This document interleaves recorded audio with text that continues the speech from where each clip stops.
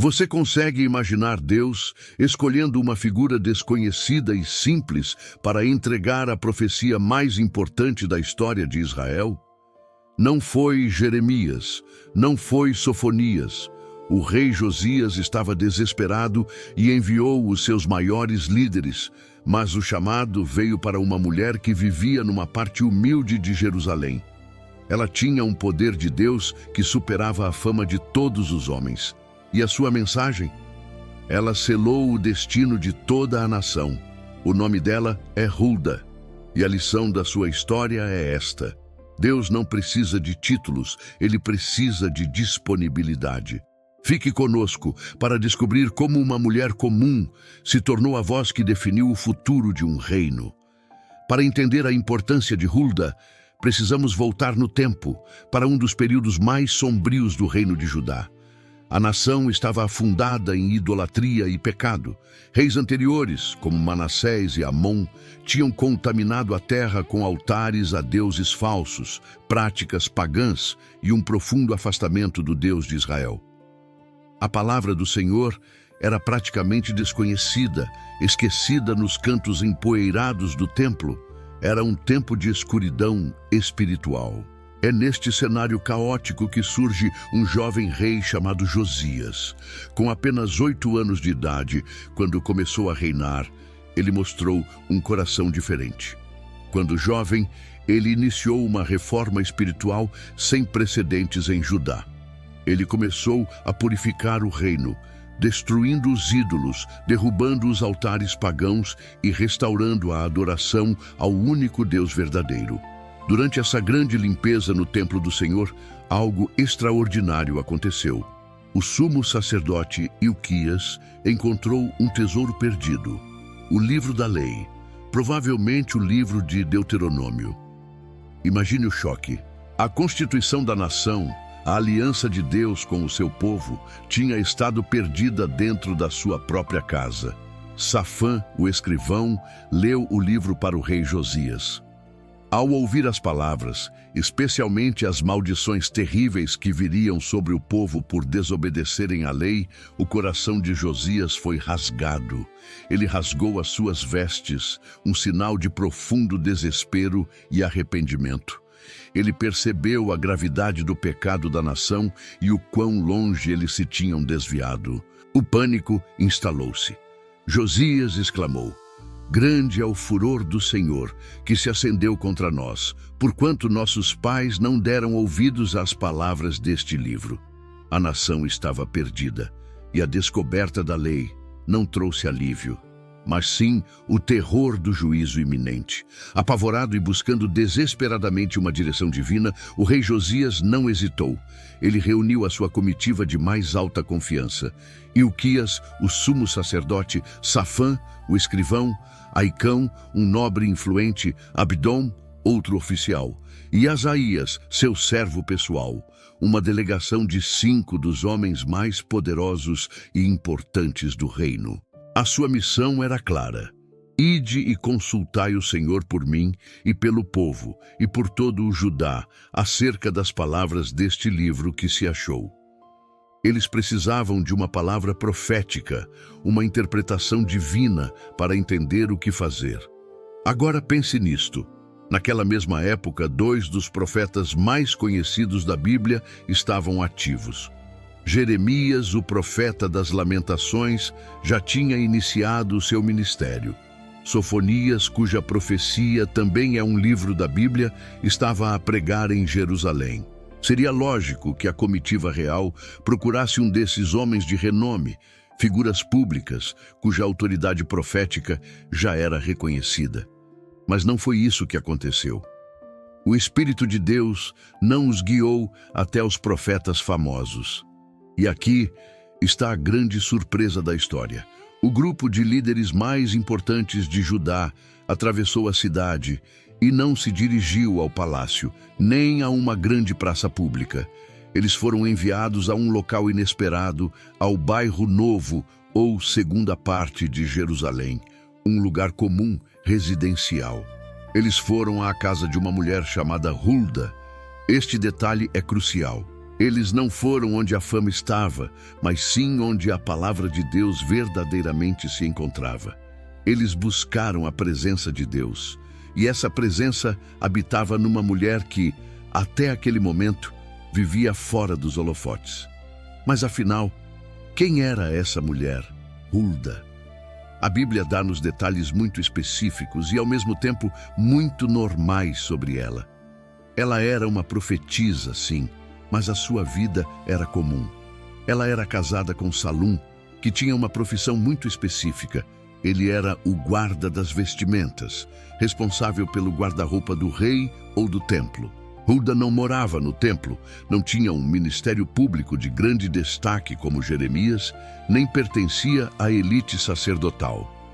Ela era uma mulher casada, que vivia no seu lar, numa zona residencial de Jerusalém. A sua vida provavelmente consistia numa rotina comum, cuidando da sua casa e da sua família, enquanto mantinha uma profunda e íntima comunhão com Deus. É exatamente na sua normalidade que reside a lição mais poderosa.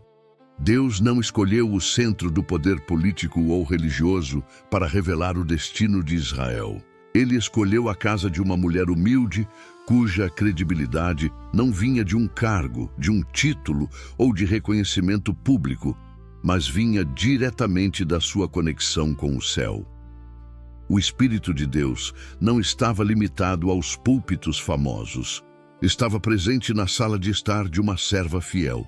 Hulda prova que a autoridade espiritual não é conferida por homens, mas reconhecida por Deus naqueles que o buscam de todo o coração. Quando os homens mais poderosos de Judá chegaram à sua porta, Hulda não demonstrou hesitação, medo ou surpresa. Ela falou com a autoridade de quem sabe que é um canal direto de Deus. A sua resposta é uma das profecias mais diretas e contundentes do Antigo Testamento. Ela não tentou suavizar a mensagem.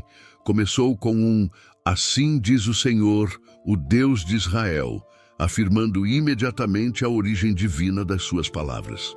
A profecia de Hulda dividiu-se em duas partes claras. Primeiro, o juízo. Ela confirmou os piores medos do rei Josias.